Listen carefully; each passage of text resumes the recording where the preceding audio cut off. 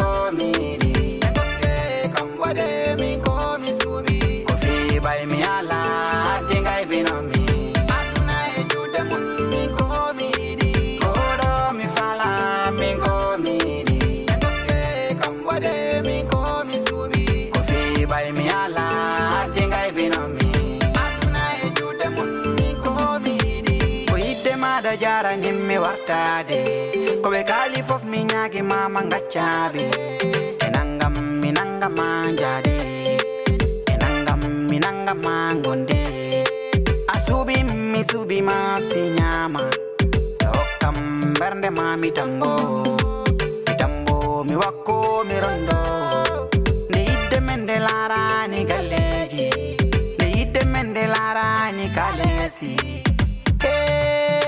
galleji min ko mai dende kodo mi fala min ko miri kam wade min ko mi subi ko fi bay mi ala dingai binomi aduna e jude mun min ko miri kodo mi fala min ko miri kam wade min ko mi subi ko fi bay mi ala dingai binomi aduna e jude mun min ko miri hari jedinen kongol jinabe hadi ngiminen kongol jinabe umurima wat ko balalum umurima dal fog dalalum sabwala ne wonta la jango warane do yin mandu to danga nyaadum mi henyara mami hufo mandu nyaami ida mami hala manga nyaami Assalamualaikum. Kum, Naam. bukan jodi do. Dabiri mayo la mi anim. Hono, Ay fus. me kumba an hono, simi woni to detan budda. Mi yalti ga yasan. Nata ka sudu, hono wadi. Ɗon fala joɗade. Oh no, wona dum kay. Natumi yo jalta, mi wuddi han nata. Pardon.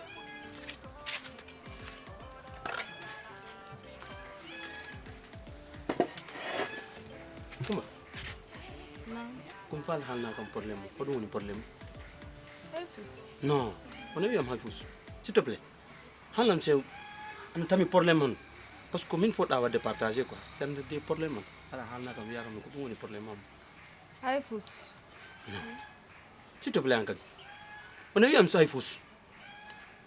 Halnam komi gendama. Mais un tami problème un tami droit kalnugol kam. Hol. Si mannima goɗɗo jaɓanayi. Bien sûr. Salanta ko mahewul. Allah waɗi jam. Palo kitalan dande. Hallu? Anani goy ɓarna langu goɗɗo mi hannima pula. Non, fudito mi nanani. Malim palo kitalan dande ande. Bida hodum taw? Ka hoydani walla ko hondo? An ko anno woni e hoyɗude. Ɓaare an hanna yiɗa waɗa jiɓiliɓi. Andi honum. Wi jinnaɓe maɓe totta kam jawdi am de anani. Anani? Minen goye min landanokima hay fus ko an itti ɓernde ma laaɓuɗe okkuɗa ɓe mbuɗɗi ananina et puis ça haade jawdi ni mi woppi ɗum nani min anani kumbaji ma anani on min komi gendama anani min an foti kam wadde respecté anani et puis a yara hay ɗoyeɗa busataɗo respect an ka neɗɗo hoɗum waɗi respect on tigi o waɗay ɗum mérité way fulo kan laba way an haybuto way an ka neɗɗo hoɗum ko min jiɓotoɗa hay somi naati ɗo sa naati tun mi yaltay awa e jiyaɗ an ka debbo hoɗum an billahi wallahi tallahi an mi nanguma ta mi nangima wallahi a waɗa kam respecté an gorko ma ɗewanima a jatta nande an a ɗewanama a nanda an ko hoɗum neɗɗo hoɗum mbaɗɗa hoorema non mais an neɗɗo ko renga wawi hoɗi heewi haala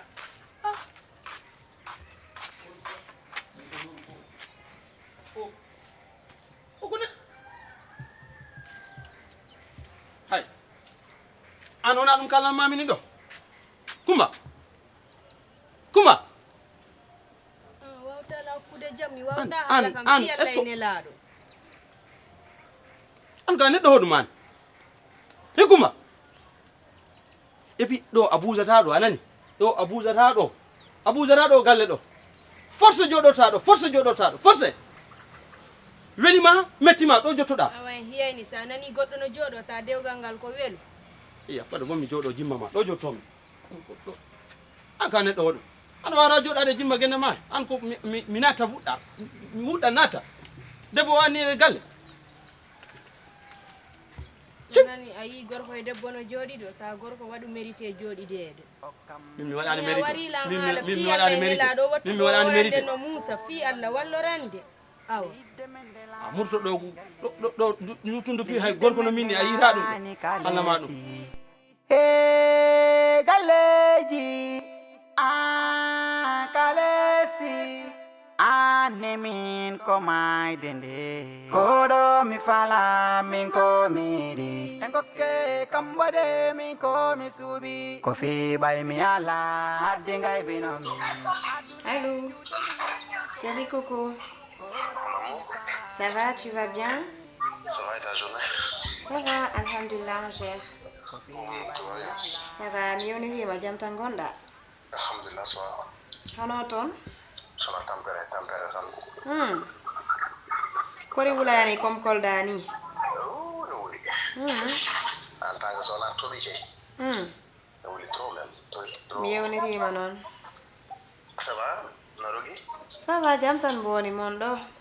Alhamdulillah. Kay famille maɓɓe piwen ɗo. Avec Allah, ça va, alhamdulillah. Machallah. Ouais. Min mi humpiroma rek. Alhamdulillah. Min humpiroma mi lamɗo ko hewɗo gonɗa. Ah, gonga mi celli Allah mi celli. Ah, c'est bien, mais mbimi yo. Falnoma ɗo haalnude hunde de. Min ko jam. Ah, jam tan wona tan ɗum kam ko jam tan. Tolum. Ah, mon amour. Minde mino falnoma ɗaɓɓande debbo si a jaɓi. Si wona tana. On peut savoir à ce moment. Ah, je suis très sérieuse, hein? On peut savoir à ce moment bien. Je suis très sérieuse. Peut-être ko haala ka bettima tan, mais andano sa hono mi haalirantama ɗum, donc je me suis dit attends, je te le dis une bonne fois. D'accord, ko gonɗa koirema poema.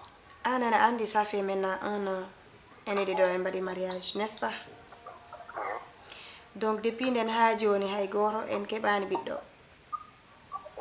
Kono hande simi ɗaɓɓanima debbo goɗɗo mo ganduɗa mino hooli, e mba hen hebde ɓiɗɗo, te ɓiɗɗo on ko ɓiɗɗo ma ko ɓiɗɗo am, n'est-ce pas? Te debbo o mine andi mo ko Fatou mo wireɗo koñ ɗo mo woɗa, te moni jogui needi, mon neyi, moni teeyi, moni andi neɗɗo, mo andi kilifa muɗum, mo teddini foof. Mi faami kala kanda mboɗo yiɗi wesugo no feewi ɗum tan uddi haqqille ma no feewi ɗum uddi haqqille ma no feewi uddi haqqille uddi haqqille ma kono ɗum ko miijiɗa mi sikkani so tawi feere walla mi sikkani so tawi feere moƴƴere hedde noon ko continuen e peeje men continuen e ƴewde kono kam nde feere fawde less quoi faami nde feere nde feere faw ɗum less quoi ko an miiji ɗum, mais min miijaki ɗum. Mi wallinta to lesde. Je vais te chercher une femme. nde feere nde kalɗa ɗum ni aɗa ɗe wona feere moƴƴere. Pourtant ne ko feere moƴƴere de. Et aussi ça va nous permettre d'élargir la famille, comme je te l'ai dit. Non, d'accord, ɗum ɗum fof gonga. Ça fera l'occasion. Ça fera l'occasion an hande simo heɓi ɓiɗɗo, a dañi ɓiɗɗo, a wawa innirde baaba walla nene.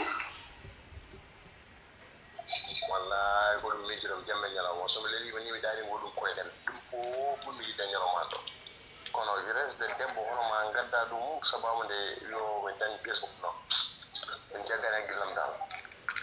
Joni ala problème, peut-être komi bettuɗoma e haala he tan ko ɗum addi, mais on en reparlera une prochaine fois. Bon sikkani so tawi ka bettuɗumi de hay sa bettanumi sikkani quoi kam moom wona feere moƴƴere. D'accord, ala problème, man je tiens là où j'en parlais. De toute façon e haaldat ɗum. Moƴƴi Mi kacci deyat. ok Allez, bisous. salmini Merci. mi jarama. Au revoir. Ok. ko fiɓay mi ala hadde gaybinomi aduna e juuɗe mum min ko mi yiɗi haɗi teddinen konngol jinnaɓe hadi gimminen kongol jinnaɓe kombo wima wattop mbaɗa ɗum kombo wima ɗal fof dala ɗum sabu ala nde wonta ala janggo wara neɗɗo yinma duttoɗa gaña ɗum mi heñorama mi hufama ndu ñaami mi yiɗama mi holoma gañami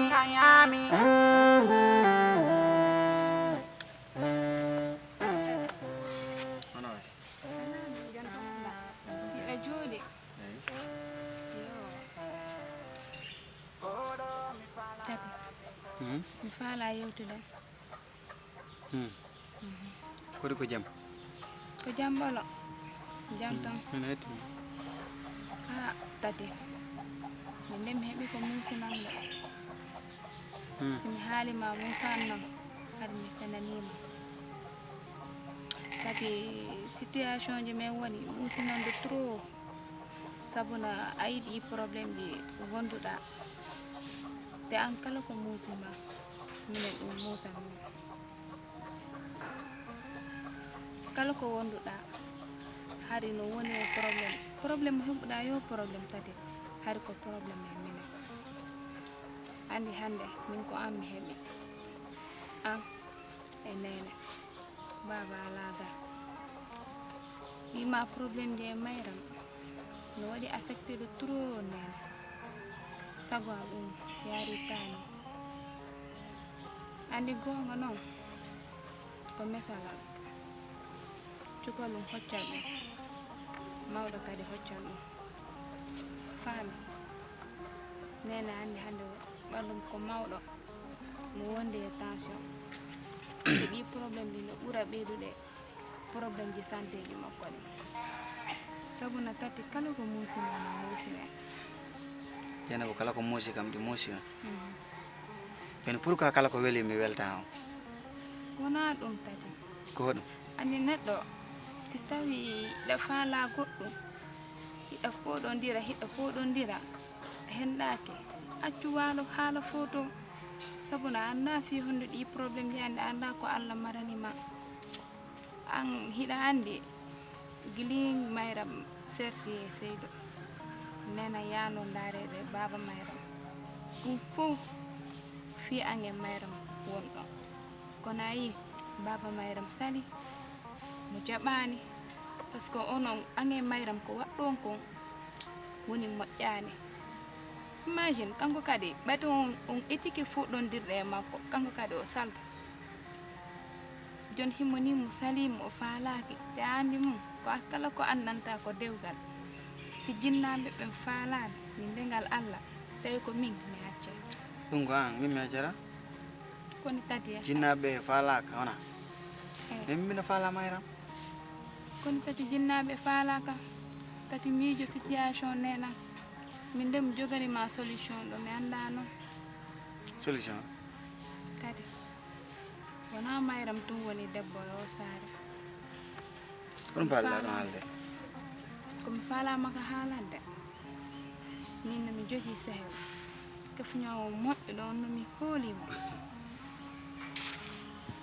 mo jogui diine mo kadi mo weyɗi wona min nomi weyɗi min hokkomi haaja e dow maɗa ha mi andata ana weyɗi walla weyɗani komi faalama haalande tum kañum ɓurinama weydude si mo ɓuurima weyde mayram ɓuranima ibi ko neɗɗo moƴƴo ɗon Jeynabo mo jogui diine Jeynabo min sago an tinkina mayram tinkin mo tutlanki tati ɗi probléme ɗi wat fi Jeynabo Allah wonami gore ma mboɗo mamo présenté sehelam mine haalnama ana ɓeydaran mi tenkina mayram mi wacci tenkinde mayram ko an haalnaranmi ɗum koni tati min ko moƴƴi komi yiɗata mayram ko andu ɗum ko moƴƴi tum yeɗenima tati hono falɗa no haɗɗo tatu ndaari nene mi daara nene ko saabu nene addi milan faalajo mbuɗe tati accu haala fouta fi Allah non Jeynabo immoɗo Jeynabo tati mi ndaari ha mi ndaari kono anga yurmani andi ɗi hertan immoɗo mi wonɗo moƴƴi min komi faalama haala mi wota haalnam ɗum sabuna an ka on koto an tum goto mi jogui immanam ɗo Jeynabo lori kam quoi wattu ko ma ko mayram ko fala ka yawade o sa iuda na nene mi sikkanno ko anyana mayram ayida mayram koy an kam ayida mayram fes kon non kodo mi fala min ko miri engoke kambade min ko mi subi ko fi bay mi ala hadde ngay binomi aduna e jude mun min ko mi hidi kodo mi fala min ko miri engoke kambade min ko fi bay mi ala hadde ngay binomi ajabani ar wonani sali tawni ala billahi ay do ma sa pibar no do nayi ɗo ni sa goɗɗo saɗɗani ko place to pour wawa arde wona min naway ça va jam tamonna ɗiɗɗo rek e balle piano nodda kam ran a yi ronko arde ha joni wona yi ɗo ni sa ko goɗɗo ɗanmi ko place to pour wawi arde asida kam non même pas mi sidanima min mi waɗi feere pour min noddama mi noddima kam bom ha mi ŋooɗi a wona yi mais mi yahanima wonani de bakide billahi mi salaki mo notade wonani de a noosa de machallah yow la jappale dire kay mais mbimi yo Fatou mino falma ɗo haalnude hunde wotere jafoɗa kam noon de no grawo e wawi noon peut être ko an jimi mo ganduɗa ana yonimmi sabu ko kollirɗa ko sabu mbadima e jikkuma ene gonirɗa e nder quartier heni ko ɗum addi ha hakkille am ɗe nangi e ma si wontano tan han mi falanno ɗaɓɓande gendamo ñaarel ɗimmo sagam tan no han noon wonoyrano goɗɗo mo wona an min ok joni min komi fala andude tan joni hono woni cause o exactement fiyo ɗum ana ɗaɓɓanno gendamala ñaarel bon Fatou fiike ana lamdo feere ala ko be mi haalnama sabu no neɗɗo kala a wawata waddude e muɗum no ɗum ni ko forina mariage ni ana haalanam haalam mum ko be kalnam gonga min ça fait 1 an mino wondi e gendam mo mais mi heɓani ɓiɗɗo mi wawan heɓde ɓiɗɗo donc ɗo e situation ɓurde waɗa dégénéré je préfère mi ɗaɓɓana mbo debbo mo ganduɗa ko mino andi ɓurani kam mo yaade mo ardoyde e ndula goɗɗo parce que si continueri ni dans l'avenir mi anda ce qui va se passer en fait ko ɗum tan wona goɗɗum te jafoɗa kam noon tigui no grawol kene ni ko tan ma hay probléme mais ɗum wona raison non hana waɗani essayé manti waɗgol traitement du genre pour ndara bon là se pose pas le problème parce que tout simplement peut-être que koye am tan sikki komin tan Allah woni hoddirami mais on sait jamais anda siko ma woni walla koye makko ono piiɗo ɗo ɓen wanno fonno wadde suivre manti traitement goto neɗɗo miijaki ɗum mais 1 an wona 2 jours walla une journée si c'est je vrai, pense que mais c'est nder dans le un an ɗo o waɗi manti 1 an de mariage o heɓani hay produit goto mais fonno wadde manti traitement an wona makko Fatou ɗum pi wona haala probléme couple stress mo keɓta hen e piiw Allah tan andi ɗum surtout an debbo min stress mo mi wurta o min tan ɓuuri ɗum andude wattu ko ñaaguimami tan fi Allah wattanila ko kalmami ko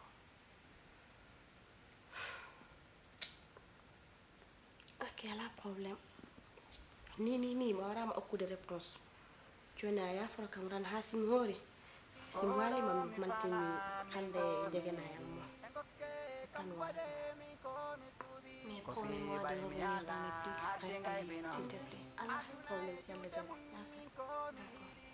jarama ok falami ya par ce que nandi client ji ɗen fada kam ok merci beaucoup enangam minangam mangonde asubi mi subi ma sinyama e hokkam bernde ma mitambo mi wakko mi rondo nde yidde men nde larani galleji nde yidde men nde larani kalesi to nene ma woni o yalti bammale kam kadi o yalti Seydou yonide a wonna ganda ɓiɗɗa lippom bimbe kikiɗe wona mbabba mi okkima wona puccu wona jamdi anani hombo yo mi lippi ha subhanallah ndal mo waɗin kinnoɗo sambala mo ŋeeña ƴakkirɗe makko ɗen fof no yalta ɗumbo wimi lippimo min an ko min lippi hoore am ko min goye waɗi saabu quartier on fof ina wata mi okkuma ɓiɗɗango an ka lippo bimbe gema wawa jogagol debbo si nene ma ari ma bamma wiyaɓe na nattu ɓiɗɗango jawdi ma dewgal nge a tawayndi gallami anani esiraw wata wiyan esiraw wata wiyan esiraw ta wiyan esiraw ta wiyan esiraw an waɗa maltete wata wiyan esiraw wimami aw heɗo mi halanama heɗota ko ma yoni waɗam tan fadanima o simi naati to suudu to o yalta simi yalti o natta hayɗo balniɗo simi ƴeeŋi dow balniɗo tan o jippo ga less mi jippima ga less o ƴeeŋata dow wona noon minen ɗiɗoɓe hombo toñata nin ɗum wona noon wayani c'est normal par ce que ko heɓani e debbo makko mo acci on ko heɓani e dow makko ko mone dow a wondu e ittude manangaɗalde so ƴeeŋi mi jippo so monti mi falo ko mone ma ittata ɓiɗɗo wona ittirteɗo mone o wona ittirtoɗema par ce que o wona mbabbani si nene maari ɓe nattana ɓiɗɗango ganani sa ari tawi hay sinno mi waali findina mokkete jawdi dewgal mama nattara enen yaade tani ka mi accani lan ɗo de a waralam min toni waraka ɗo jawdi dewgal woni teme ɗiɗi wanɗa e makko ɗi hiɗi ko gallami ɓeaɗa sikki ɗum ko mbuɗino ko ɗum taki a letta ɓiɗɗango o hay hunde mi waɗani o de a waɗani may fuso yettotano ko gallami ne irani o fenade mine irani o fenade an ka neɗɗo komi neɗɗo kay an ka neɗɗo an sina miijo galle meɓɓayno mbaɗa an ka neɗɗo no yaa tan sifanoma rik fenade tan ara tan gara e dow am ana wiita kam ana haalta noon e haala mi haalnayma wonnede bona wonenede bota mi haal bo gaɗo jaabo ay koni ɓe wiya ne aaki si mawɗo maɗa soppama hakkude hoore ni o wayde needi ndin kay ko daw o hirndi yawo naata ko nder suudu asi nene makko waɗi marna mange bagage ji ma ɗi mi naɓa ma nani an gam darim tawi ka hiɗalango jango ko ɓuuri an daari o ɗo waddinirta kam e nene makko de an immoɗa tan ana fewrinto fenade ana wiyama mi waɗima ni mi waɗima ni bimmi mi waɗima ni kikiɗe wa debbo woppu fenade wayi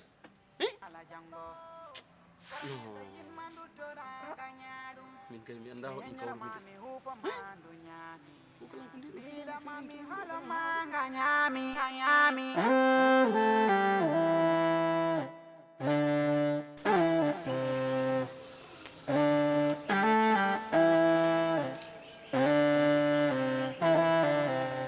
koɗo mi fala min ko miɗi en gokke kambode min ko mi suuɓi ko fiɓay mi ala haddi gaybinomi aduna e juuɗe mum min ko mi yiɗi oña mi tonto eno penda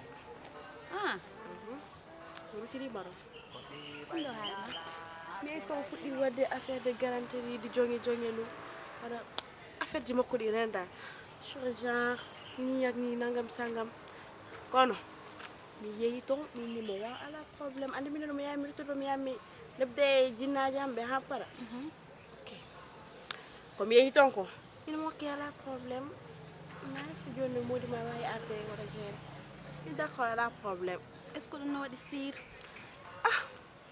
min sa début on ko ɗum yallo min ni waɗani sur kono komi jooɗi miije ha moƴƴi ni fi ɗo mom gaydar grawol ay tumi ari ha mi andi ɗo miijo ana andi lansas mi ari ha mindima ɗo mom gaydar sene bien ɗo gasi mi ari ha mi natti de engage nga nat engage te non min sa ko mi anda est ce que ɗum sa wona plan ji modi makko de par ce que mi waɗi dartinima à chaque fois modi makko si ari ko place rek te wattamante transaction du genre so ari toon ko naare lan mine sa modi makko sa waɗani barde dow waɗa basé o dow debbo makko est ce que ɗum na waɗi sur kono wattu hay fos mi hata na waɗa affaire de jonge kono ɗo tawata kam ba mi tawi ko min noon ɓurmi wadde paare yeyi ha toon yattinamo galle ɗe waɗa toppoto ganda o ha moƴƴa oto nak jooɗo yeeso o dogina waɗa sinap waɗa tiktok am mum nice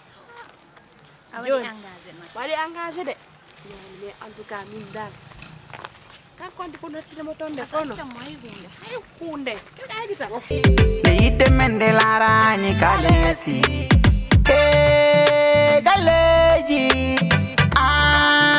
kalesi nemin ko mai dende kodo mi fala min ko mi di kam wade min ko mi subi ko fi bay mi ala dingai binomi aduna e jude mun min ko mi di kodo mi fala min ko mi di kam wade min ko mi subi ko fi bay mi ala dingai binomi aduna e jude mun min ko mi di harje dinen kongol jinabe hadingin minen kongol jinabe umrima wat ko balalum umrima dal fog dalalum sabwala nde wonta la jango warane do yin mandu to danga nyaadum mi henyara mami hufo mandu nyami mi da mami hala ma